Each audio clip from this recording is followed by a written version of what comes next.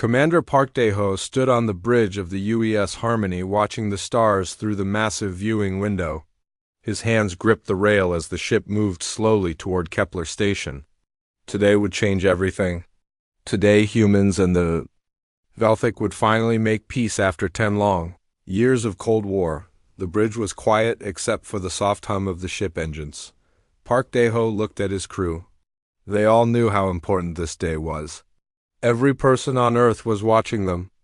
Right now, 12 billion people hoped for peace. They hoped the killing would finally stop. Dr. Kim So-jin walked onto the bridge carrying her datapad. She was Earth's best expert on alien life.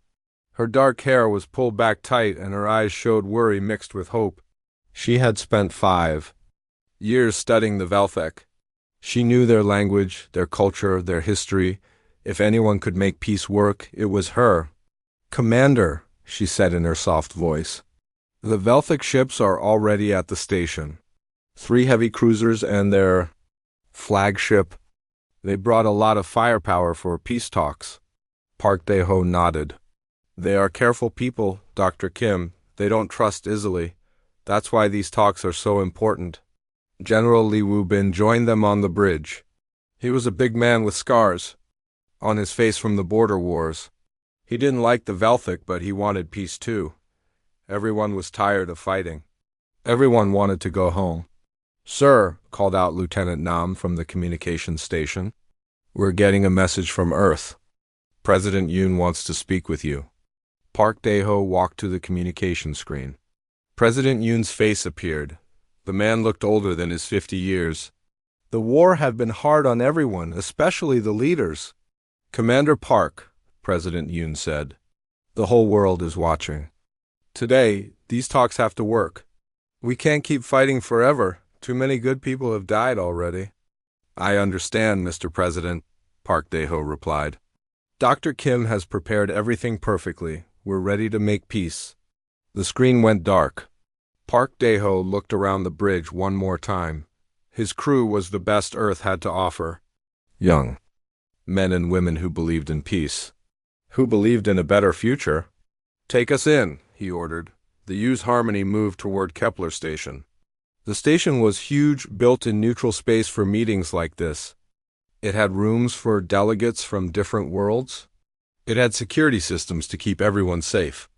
It was supposed to be the safest place in the galaxy. Other ships were already there.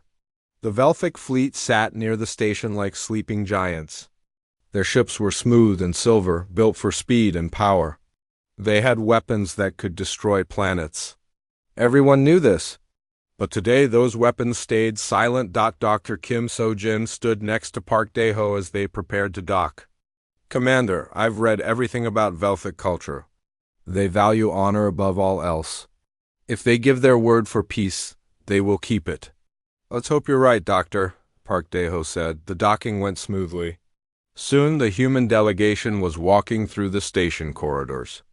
The gravity felt light after being on the ship for so long. The walls were white and clean. Everything looked peaceful. They met the Velthic delegation in conference room. Alpha. The Velthic were tall reptilian beings with golden scales and large eyes. They moved with careful grace. Their leader was Admiral Deshkar, a veteran of many battles. His scales were darker than the others, showing his age and experience. "Humans," Admiral Deshkar said in perfect English, "we welcome you to these talks. It is time to end the fighting between our peoples." Dr. Kim So-jin stepped forward. She spoke in the Velthic language, her words careful and respectful. "Admiral Deshkar, we come seeking lasting peace. Our worlds have fought long enough." The talks began well. Both sides wanted to end the territorial disputes in the Outer Rim. The mining rights could be shared. Trade routes could be opened. Children on both worlds could grow up without fear of war. For 3 hours they talked. Maps were shown. Treaties were discussed. Diplomat Choi Hai-jin took careful notes. General Lee Woo-bin stayed quiet but watchful. Everything seemed to be going perfectly. Then something changed. A young Velthic officer entered the room quietly. He whispered something to Admiral Deshkar. The Admiral's large eyes grew wider. His scaled hand tightened on the table. "Admiral," Dr. Kim So-jin said, "Is there a problem?" Admiral Deshkar stood up slowly. His expression had changed completely. The hope was gone. In its place was something cold and final. "Dr. Kim," he said, "there has been a change in our plans." Before anyone could react, alarms began blaring throughout the station. Red lights flashed in the corridors. The peaceful white walls suddenly looked like they were covered in blood. "What's happening?" General Li Wubin demanded, reaching for his sidearm. Admiral Deshkar looked at him with what might have been sadness. "General Li, you and your people fought bravely, but this war will not end with words." Through the conference room windows, they could see the Velthic fleet moving. The silver ships spread out in attack formation, their weapons powered up, casting deadly light across space. Park Dae-ho ran to the communication panel. "UES Harmony. This is the commander. Get ready to evacuate the station immediately." But it was too late. The first Velthic ship opened fire on the station's docking bay. The explosion shook the entire structure. Emergency systems activated, but it didn't matter. More ships joined the attack. "Why?" Dr. Kim So-jin asked Admiral Deshkar. Tears ran down her face. "We came here for peace. We trusted you." "Trust," Admiral Deshkar said, "was your weakness." The Velthic delegation moved toward the emergency exits. They had known this would happen. They had planned it all along. The peace talks were just a trap to gather human leaders in one place. Park Dae-ho managed to send one last message to Earth. His voice was calm even as explosions rocked the station around him. "Earth Command, this is Commander Park. The Velthic have betrayed us. They never wanted peace. Tell everyone we tried. Tell them we believed in something better." The communication cut out as another explosion tore through the station. Dr. Kim So-jin died still holding her notes about Velthic culture and honor. General Li Wubin died fighting to protect the other diplomats. Diplomat Choi Hai-jin died trying to send a warning to Earth. Commander Park Dae-ho died watching through a cracked window as Velthic ships destroyed the UES Harmony and every human vessel at the station. 847 humans died in what the galaxy would remember as the Kepler betrayal. They died believing in peace. They died trying to build a better future, but the killing had only just begun. Within hours, Velthic fleets appeared around Earth's solar system. They attacked Mars colonies without warning. They destroyed Luna City with orbital bombardment. They targeted civilian populations who had no weapons to fight back. Captain Nam Jin-woo of the Earth Defense Force watched his fleet get destroyed piece by piece. His ships were old and weak compared to Velthic technology. He could do nothing. As the enemy targeted Earth itself, the kinetic bombardment hit the Pacific Rim at sunset. A massive chunk of metal, traveling at nearly light speed, struck the ocean near the Korean peninsula. The explosion could be seen from space. Cities disappeared. In seconds, the ocean boiled and massive waves spread outward. 3.2 million people died in the first minute. Captain Nam Jin-woo's family and Bizin was among them. His wife, his 2 children, his elderly parents. Gone in a flash of light that briefly turned night into day. Emergency broadcasts filled every screen on Earth. The death toll climbed higher every minute. 4 million dead, then 5 million. The numbers kept rising as rescue teams found more destroyed cities. President Yoon appeared on every channel. His face was pale and his hands shook as he spoke to the world. "My fellow humans," he said. "Today, we learned a terrible truth. We offered peace and received only death. We extended our hand in friendship and they cut it off. We believed in honor and they showed us only treachery." He paused, looking directly into the camera. When he spoke again, his voice was different, harder, colder. "The age of hoping for peace is over. The age of fighting for survival has begun." Across Earth, something fundamental changed in the human spirit. The gentle species that had sent diplomats to make peace was gone forever. In its place, something new was being born. Something that would make the Velthic regret their choice for generations to come. The day Earth wept was the day humanity learned that mercy was weakness, and they would never be weak again.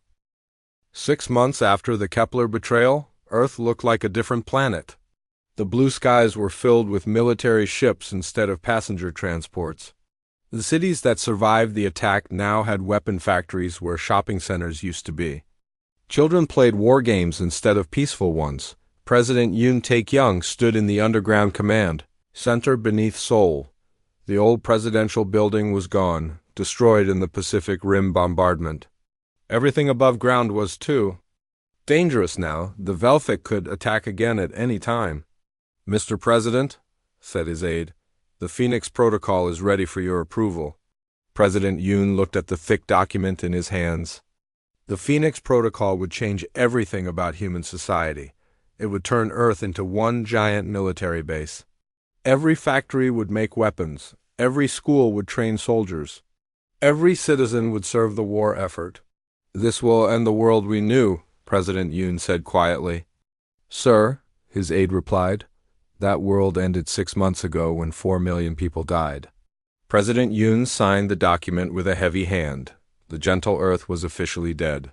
The new Earth would be something the galaxy had never seen before. In a laboratory deep beneath the Swiss mountains, Dr. Kang Min-ho worked without sleeping. Before the massacre, he had been developing clean energy systems to help poor countries. Now he spent every hour creating weapons that could kill Velthic by the thousands. "Dr. Kang," said his assistant, Engineer Bae Soo-young, "the plasma lance prototype is ready for testing." Dr. Kang looked at the weapon on the table.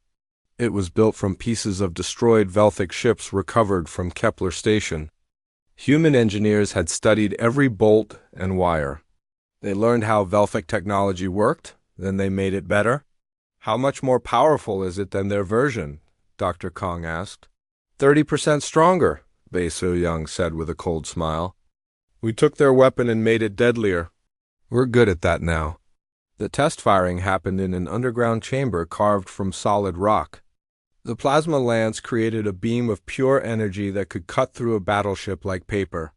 The weapon that had killed humans at Kepler Station was now in human hands, but the human version was built for revenge. In military training camps across Earth, former civilians learned to become soldiers.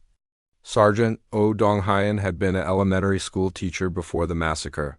He taught children to read and write and dream of peaceful futures. Now he taught young people how to kill. "Listen carefully," Sergeant Oh told his class of new recruits. "The Velthic think they know how humans fight.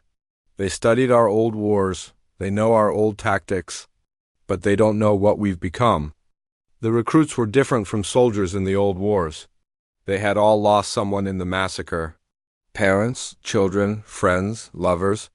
Their eyes held a coldness that scared even experienced military officers. The old human armies fought for countries or ideas, Sergeant O continued. You fight for something else. You fight for the dead. You fight so this never happens again. The new training program was called Apex Training. It pushed humans beyond what anyone thought possible. The recruits learned to fight in zero gravity, in poisonous atmospheres, in the cold vacuum of space. They learned to use weapons that didn't exist 6 months ago. Most importantly, they learned to think like hunters instead of soldiers. Commander Han Yuri stood on the bridge of the UES Silent Blade, the first ship of humanity's new ghost fleet. The ship was painted black and covered with stealth technology reverse-engineered from captured Velthic equipment. "Commander," said her tactical officer, "we're approaching the Velthic supply depot at Rigel 7. No sign they've detected us." Han Yuri smiled coldly. The Velthic had excellent sensors and powerful computers. Their military tactics were based on logic and mathematical precision. They could predict how most species would attack, but they couldn't predict humans who had nothing left to lose. "Begin the approach," Han Yuri ordered. "Remember, we don't want prisoners. We don't want survivors. We want them to know that humans are coming for them." The attack on the Rigel 7 depot lasted exactly 17 minutes. The Silent Blade appeared from nowhere, destroyed everything that moved, and vanished before reinforcements could arrive. No Velthic escaped to report what happened. They just disappeared, but the Ghost Fleet made sure other Velthic forces found the wreckage. They left messages written in Velthic script. "Earth remembers Kepler, Earth is coming." In a secret laboratory. Hidden beneath the ruins of Tokyo, Dr. Shin The-jin worked on humanity's darkest project. She had been a medical researcher before the massacre, working to cure diseases and extend human life. Now she designed diseases that would kill only Velfek. "The biological weapon is almost ready," she told her research team. "It targets their specific genetic markers. It won't harm any other species." One of her assistants looked uncomfortable. "Dr. Shin, this violates every treaty about biological warfare." Dr. Shin The-jin looked at him with eyes that had seen too much death. "Those treaties were written by people who believed in mercy. The Velfek killed that belief along with 4 million humans." She turned back to her work. "They chose to fight a war without rules. Now they get to see what humans can do without rules." The research continued day and night. Scientists who once healed now learned to harm. Engineers who once built peaceful machines now created instruments of death. Teachers who once inspired hope now trained killers. The transformation wasn't just in the weapons and soldiers.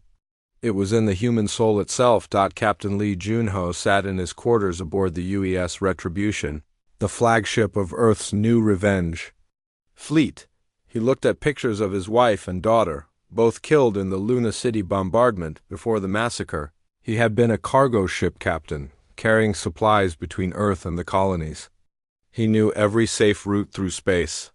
He understood how to avoid pirates and asteroid fields. Now he studied star charts looking for Velfek worlds to destroy. "Sir," his aide knocked on the door, "the fleet is assembled. 200 ships ready for launch." Captain Lee Junho put away the pictures of his dead family. When he stood up, he wasn't the same man who had carried peaceful cargo through space. He was something new, something harder. "Tell the fleet commanders," he said, "today we stop being victims. Today we become the nightmare that keeps Velfek children awake at night." The Revenge fleet launched from Earth orbit in perfect formation. Each ship carried weapons that violated galactic warfare conventions. Each crew was trained to show no mercy and take no prisoners. Each captain had lost everything they loved to Velfek treachery. As the fleet entered hyperspace, heading toward the first Velfek colony world, Earth's transformation was complete. The planet that once sent diplomats now sent death. The species that once offered friendship now offered only vengeance. In schools across Earth, children learned new lessons. They memorized the names of the 4 million dead. They studied Velfek anatomy to know where their enemies were most vulnerable. They practiced shooting until their hands stopped shaking. The old human motto had been, "Peace through understanding." The new motto was carved into every military base, every weapons factory, every school. They chose extinction. We deliver it. President Yoon Taek-young gave his final speech before the Revenge fleet reached its target. Every human in the solar system watched as their leader spoke from his underground bunker. 6 months ago, we were gardeners of peace, he said. We planted seeds of friendship across the galaxy. We hoped other species would help us grow a better future. His voice grew harder with each word.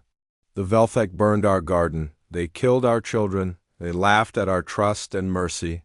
He paused, looking directly into the camera. Now they will learn what grows in ground watered with human blood. Now they will discover what we become when we stop believing in their capacity for honor. The transmission ended with images of the Revenge fleet moving through space like a pack of hunting wolves. Each ship carried the fury of a species that had tried peace and received only death in return. Humanity had offered the galaxy their best and watched it die at Kepler Station. Now the galaxy would see what was left. And what was left didn't believe. In second chances, the age of human mercy was over. The age of human vengeance had begun. Captain Chun Seok-jin stood on the bridge of the UES Retribution as it dropped out of hyperspace near the Velfek colony world of Zephron 4. The planet glowed blue and green in the darkness of space, home to 12 million Velfek civilians who had no idea death was coming for them. Sir, his tactical officer reported, we count 47 Velfek defense ships in orbit. They're moving to intercept us. Captain Chin smiled coldly. 6 months ago, 47 enemy ships would have been impossible odds for any human fleet. But these weren't the same humans who had died at Kepler Station. These humans had learned to hunt. "Signal the fleet," Captain Chun ordered. "Begin pattern Omega. Show them what we learned from their betrayal." The human revenge fleet spread out in a formation no Velthic computer could predict. The ships moved like a pack of wolves, each one knowing exactly what the others would do without needing to communicate. Human intuition had become their greatest weapon. The Velthic fleet approached in perfect mathematical formation, their tactics based on logic and probability. Their computers had calculated the best way to defeat the human ships. But computers couldn't understand what rage could make humans do. Lieutenant Colonel Park Be'er watched the enemy formation from her ship, the UES Sorrow. She had developed the new human fighting style called Sorrow Tactics. It used human grief and anger as weapons that alien minds couldn't comprehend. "All ships," she broadcast, "remember why we're here. Remember the children who burned on Luna City. Remember the diplomats who died believing in peace. Let your pain make you stronger."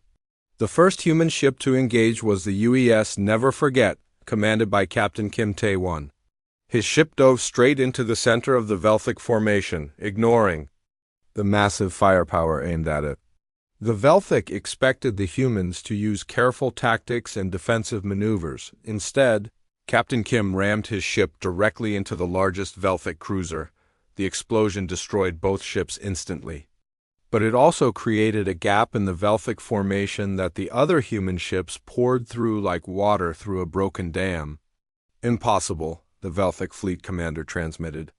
"No rational species sacrifices ships for tactical advantage." "We're not rational anymore," Captain Ching replied on the same frequency. "We're what you made us." The battle for Zephron 4 lasted 3 hours. When it was over, every Velthic ship was destroyed or fleeing. The human fleet had lost 12 ships, but they had accomplished something that shocked the galaxy. They had defeated a superior Velthic force using nothing but rage and the willingness to die for revenge. Captain Chun stood before the ruins of Zephron City, the planet's capital. The orbital bombardment had been precise and thorough. Every government building, every military base, every communication center was gone. But the civilian areas remained untouched. "Sir," his aide asked, "what about the survivors?" Captain Chun looked at the Velthic civilians huddled in the ruins of their city, families with children, elderly people who had never fired a weapon, workers who just wanted to live peaceful lives. For a moment, the old human compassion flickered in his eyes. These people weren't soldiers. They hadn't chosen to attack Earth. Then he remembered Dr. Kim So-jin dying while still believing in Velthic honor. He remembered the children on Luna City who never had a chance to grow up.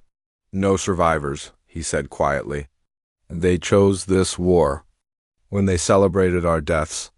The cleansing of Zephron 4 took 2 days. When it was finished, the planet was empty except for the message carved into the surface by plasma bombardment. "Earth remembers." News of Zephron 4 spread through Velthic space like wildfire. For the first time in their history, the Velthic Empire felt fear.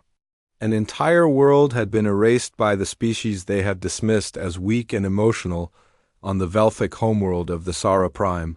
High Commander Velthic called an emergency session of the War Council. The massive chamber filled with the Empire's greatest military minds, all trying to understand what had happened.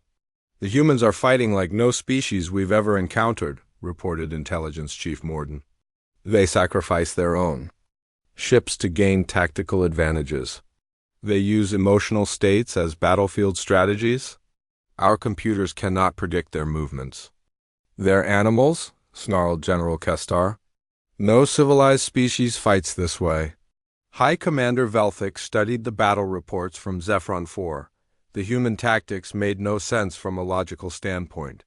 They took unnecessary risks, ignored mathematical probabilities, and seemed to value revenge more than survival. "Send word to all our colonies," he ordered. Full military alert. "The humans are more dangerous than we calculated."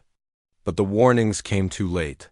Admiral Koj Hyon commanded the second human fleet from his flagship, the U's Inevitable. He had been studying Velthic civilization for months, learning everything about their culture, their history, their weaknesses.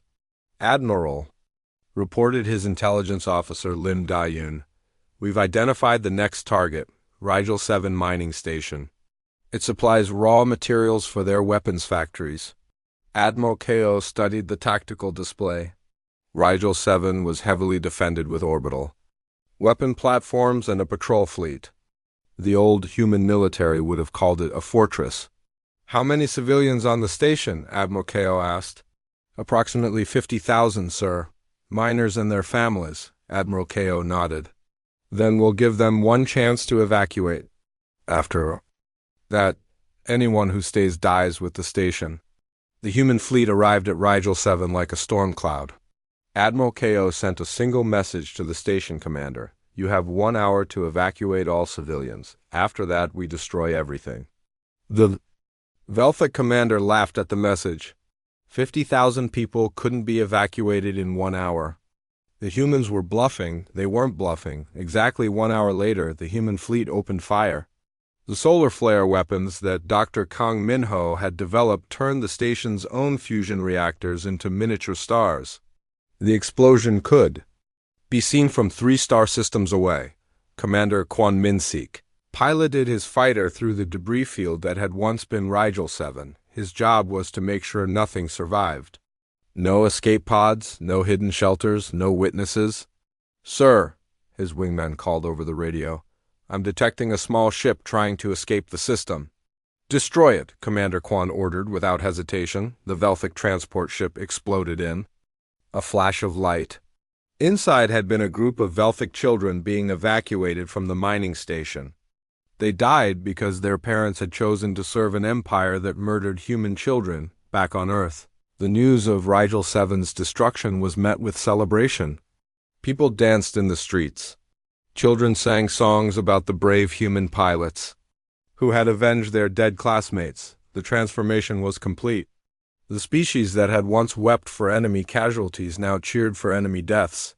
Captain Song Hae-won prepared the next phase of the human offensive. Her ship, the UES Relentless, carried a special payload, broadcasting equipment that would send a message to every Velthic world simultaneously. "Are you ready to record?" she asked her communications officer. "Yes, ma'am." "Broadcasting to all Velthic frequencies." Captain Song looked directly into the camera.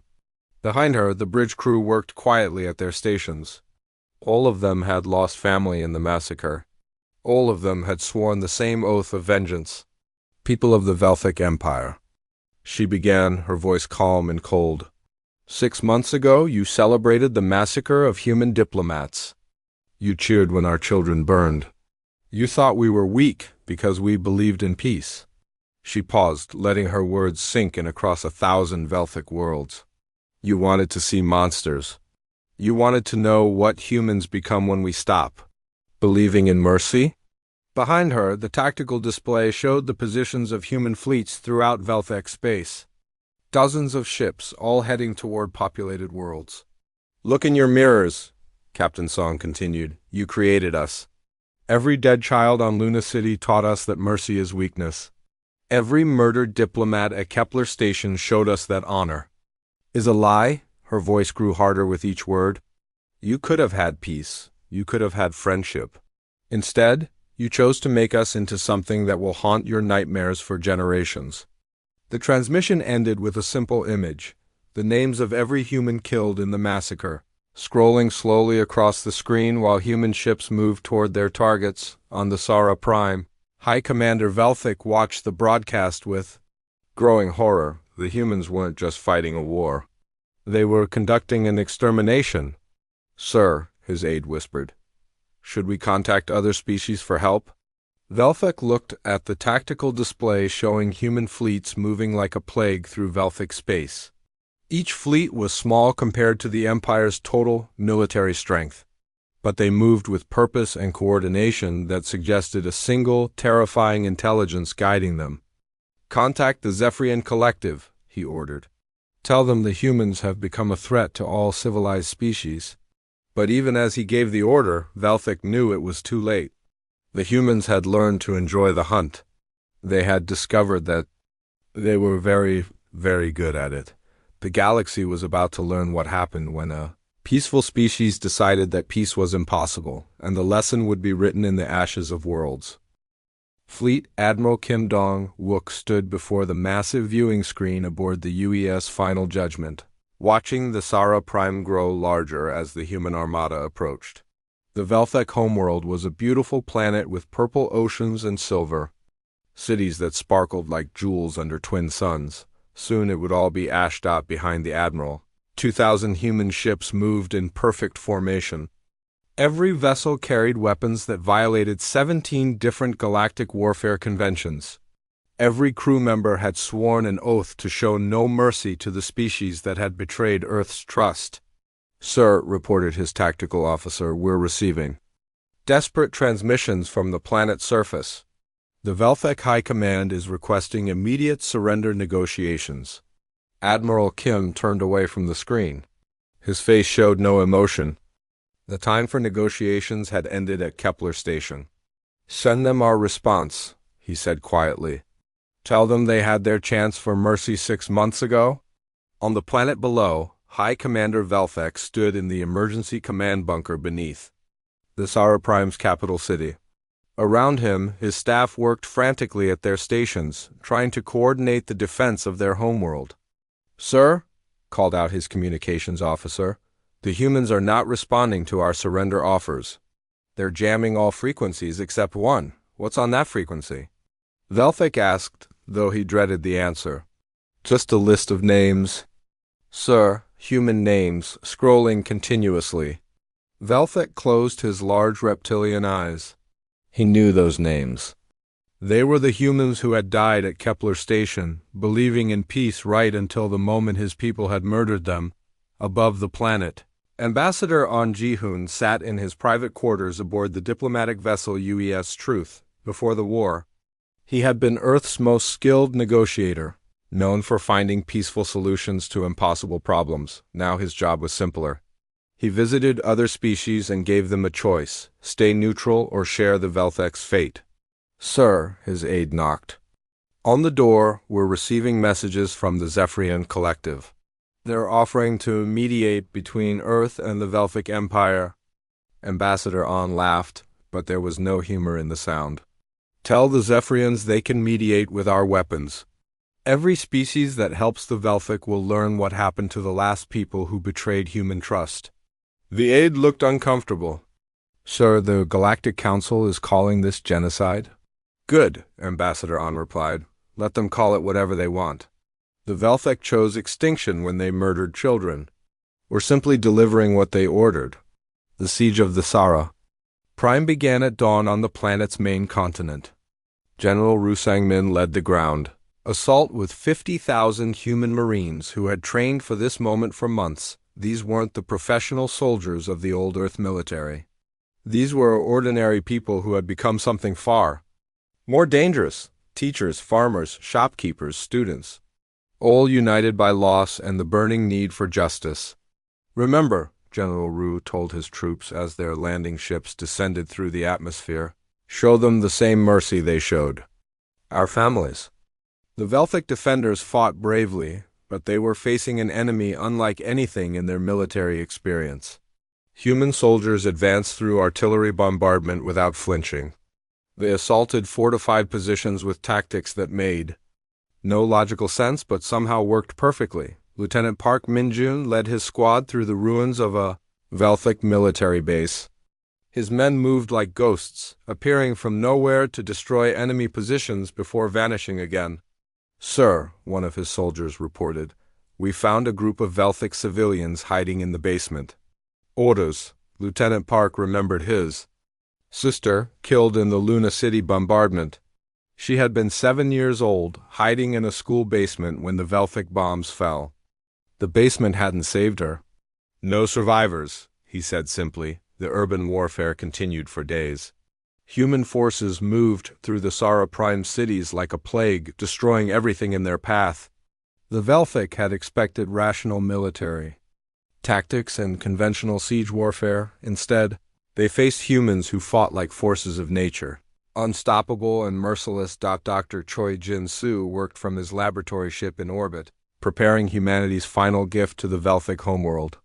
The Crying Sky weapon was his masterpiece, a cloud of nanobots that could dismantle entire atmospheres while broadcasting psychological warfare. "Doctor," his assistant asked, "the weapon is ready for deployment. Should we proceed?" Dr. Choi looked down at the planet where millions of Velthics still lived and worked and raised their children. Once, the sight would have made him hesitate. Once, he had believed that all life was precious. That was before Kepler Station. "Deploy Crying Sky," he ordered. "Let them hear the names of our dead as their world dies." The nanobots spread through the Sara Prime's atmosphere like an invisible plague. They began dismantling the atmospheric processors that kept the air breathable. But worse than the physical destruction was the psychological assault. Every Velthic on the planet could hear the names being broadcast directly into their minds. Dr. Kim So-jin, who had studied their culture and tried to understand them.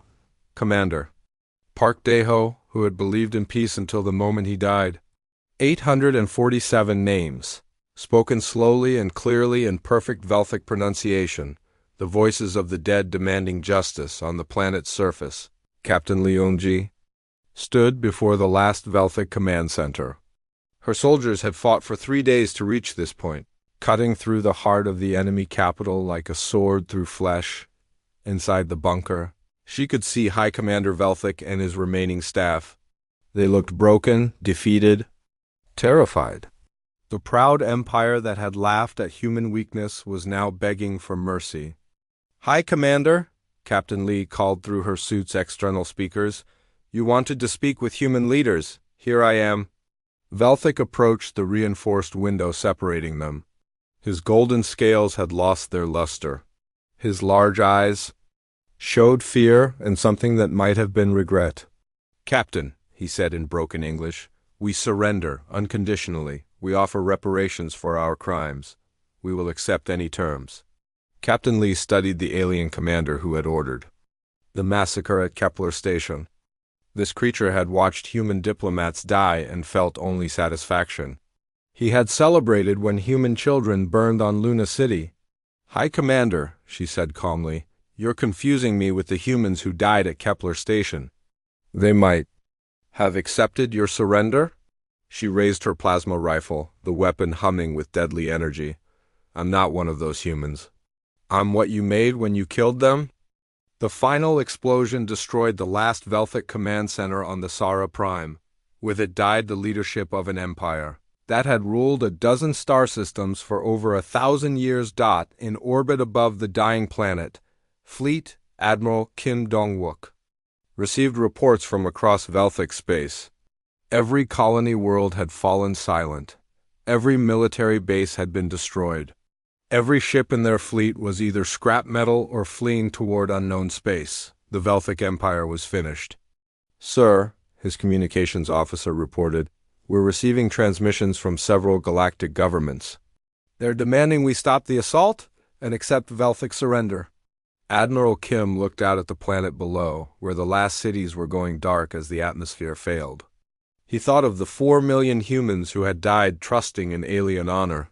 He thought of the children who would never grow up because the Velthic had chosen murder over peace.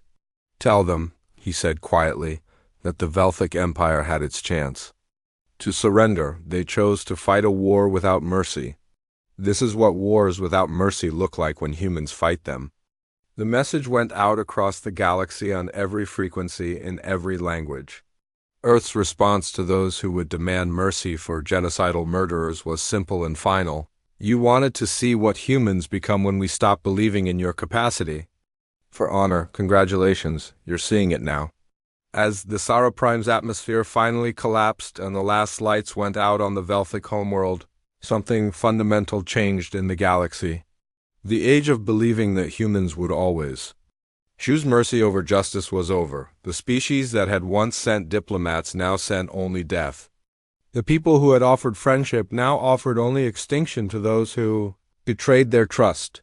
and every civilized world in the galaxy took note of the lesson written in the ashes of the Sara Prime: never again mistake human mercy for human weakness. The Velthic Empire had learned that lesson perfectly, they just hadn't lived long enough to use it. 5 years after the last Velthic city went dark, President Park Soo-jin stood at the window of her office in New Kepler, the capital city built on the ruins of the Sara Prime. The purple oceans still reflected the twin suns, but now human ships patrolled the skies where Velthic fighters once flew. The transformation was complete. Earth ruled not just their own solar system, but a dozen others that had once belonged to the Velthic Empire. But ruling through fear was different from ruling through respect. "Madam President," her aide said. Entering the office, "Admiral Yoon is here for the security briefing." Admiral Yoon Kyung-ho walked into the room wearing the black uniform of the human peacekeeping fleet. His ships patrolled the galaxy's trade routes, ensuring that no species would repeat the Velthic's mistake of targeting civilians or breaking peace treaties. "Admiral," President Park said, "what's the situation report?" "Quiet across all sectors," Admiral Yoon replied. The Centauri Trade Union completed their disarmament ahead of schedule. The Altai Republic signed the new Non-Aggression Pact. Even the warrior clans of Rigel are requesting diplomatic talks instead of raiding civilian transports. President Park nodded. The galaxy had learned its lesson well. When humans offered friendship now, other species accepted it eagerly. When humans made demands, those demands were met without question. "Any concerning developments?" she asked. Admiral Yoon's expression darkened slightly. "Intelligence reports suggest the Zephyrian Collective may be planning something. Nothing confirmed yet, but they've been moving military assets toward their border systems." President Park walked to her desk and activated the holographic display showing the galaxy. Red dots marked human fleet positions. Blue dots showed allied species. Yellow dots indicated neutral powers who stayed carefully out of human affairs. There were no hostile red dots anymore. The Velthic had been the last species foolish enough to wear that color. "What do we know about the Zephyrians?" President Park asked. "They're a militaristic species," Admiral Yoon reported. 3 billion population spread across 12 worlds. They've been expanding aggressively for the past century, but they've never targeted human colonies directly.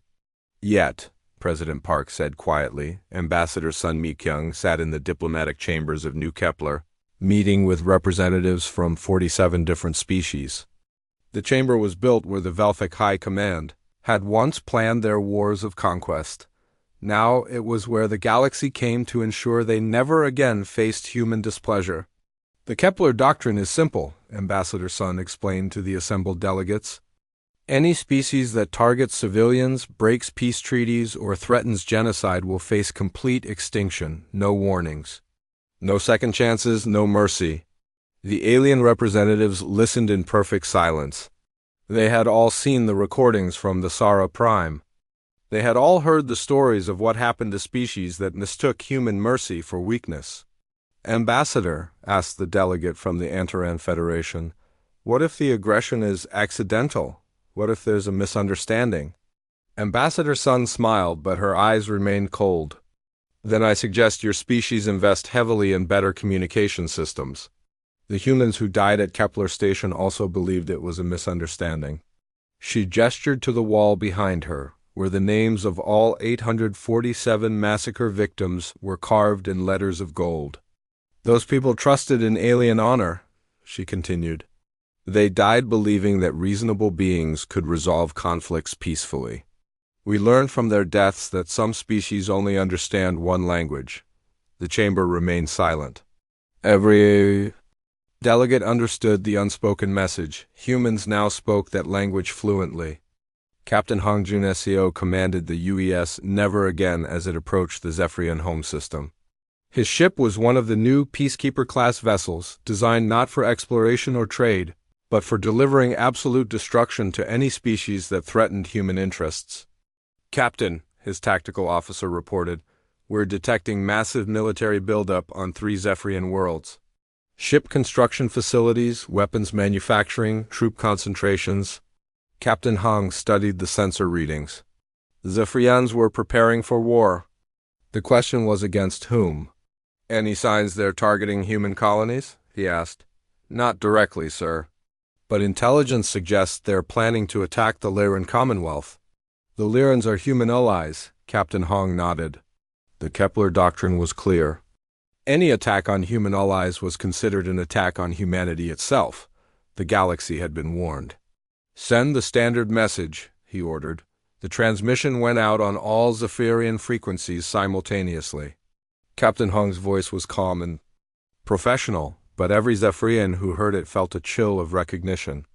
Zephyrian Collective, he said. This is Captain Hong Jun, SEO of the Human Peacekeeping Fleet. We are aware of your military preparations against the Lyran Commonwealth. He paused, letting the words sink in across 3 billion Zephyrian minds. You have 24 hours to stand down your war fleets and surrender all weapons of mass destruction. Failure to comply will result in the complete sterilization of your species. The message ended with footage of the Sara Prime's final moments, when the last Velthic cities went dark under human bombardment. On the Zephyrian homeworld of Zephyros, Supreme War Leader Kethrin watched the human message with growing terror. His advisors had assured him that humans only cared about their own territory. They had said the peacekeeping fleet was just for show. They had been wrong. Supreme Leader, his military commander said, our fleets are ready for battle. We have the numerical advantage. Kethrin looked at the tactical displays showing Zephyrian military strength. On paper, they could defeat a single human ship, but the humans never sent single ships anymore. How many human vessels are in our system? He asked. Only one, sir. The UES never again. Kethrin felt a moment of hope. Perhaps they could fight after all. Then his sensor officer spoke up with a trembling voice. Sir, I'm detecting massive hyperspace signatures. Multiple fleets dropping out of FTL. The tactical display updated, showing the truth that made Kethrin's blood freeze. The UES never again wasn't alone. 500 human warships materialized around the Zephyrian home system like a closing fist. Admiral Ko Jaehyun's voice came over the communications system, broadcasting from his flagship. Supreme War Leader Kethrin, Admiral Ko said, you now have 23 hours and 47 minutes to comply with our demands. Every minute you delay, we will destroy one of your military installations. To prove his point, the human fleet targeted the orbital weapons platform above Zephyros. The installation that had taken 5 years to build vanished in a flash of plasma fire.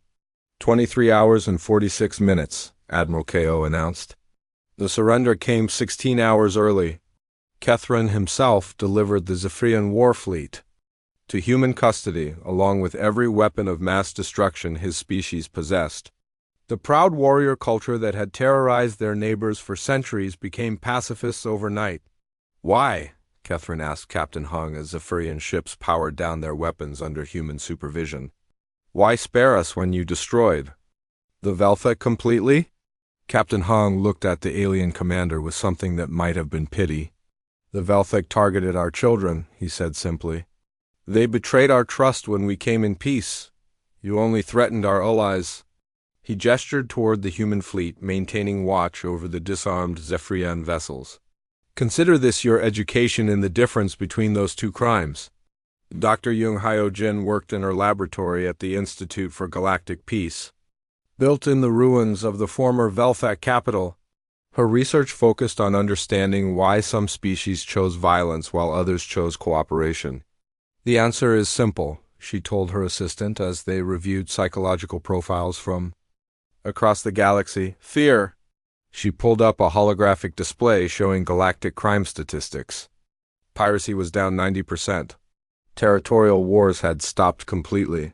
Even minor disputes between species were resolved through diplomatic channels. Before the Velthic War, Dr. Jung continued, aggressive species believed they could win through superior firepower or numbers. Now they know that humans will respond to any aggression with total annihilation. Her assistant looked uncomfortable. Doctor, doesn't that make us the bullies of the galaxy? Dr. Jung considered the question seriously. It was one that kept many humans awake at night. Perhaps, she said finally. But we're bullies who prevent genocides instead of committing them. We're bullies who protect the weak instead of preying on them. She gestured toward the memorial wall where the names of Kepler Station's victims were displayed. Those people died believing that reasonable discussion could prevent wars. We learned that some species only understand strength. So we became strong enough that no one wants to test us. Commander Beek Inho stood before a class of new human officers at the Peacekeeping Academy. These young men and women would soon command ships that patrolled the galaxy, maintaining the peace that human strength had created. You are not explorers, he told them. You are not diplomats. You are the reason that mothers on 1,000 worlds can sleep peacefully at night. The cadets listened intently as their instructor explained their role in the new galactic order. Every species in this galaxy knows our history, Commander Beek continued. They know we tried peace first. They know we offered friendship and received betrayal. They know what happened to those who mistook our mercy for weakness. He activated a holographic display showing the current galactic map. Human territories were marked in blue, spreading across dozens of star systems that had once known only war. Your job is to ensure that no species ever again makes the mistake of targeting civilians or breaking peace treaties. Your presence alone prevents wars. Your ships are the reason children across the galaxy grow up in peace instead of preparing for battle. One young cadet raised her hand. Sir, what if other species resent our dominance? What if they unite against us? Commander Beek smiled grimly. Cadet, let me tell you a secret. They're terrified of us. Not because we want to conquer them, but because they know we don't need to. He gestured toward the memorial display that was present in every human facility. We offered the galaxy our best people, seeking friendship and cooperation. When those people were murdered, we became something else entirely. Something that makes aggressive species choose diplomacy over extinction.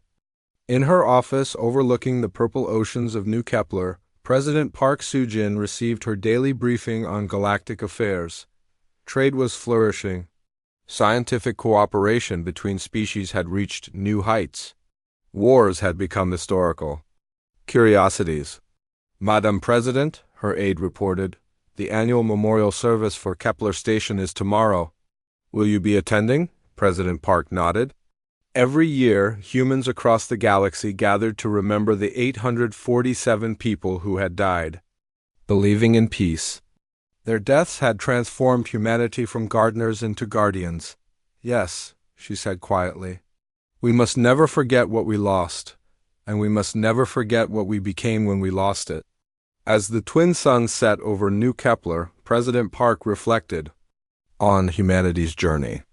They had wanted to be the galaxy's gentle gardeners, planting seeds of friendship and cooperation wherever they went. Instead, they had become its apex predators, maintaining peace through the absolute certainty that any aggressor would face extinction.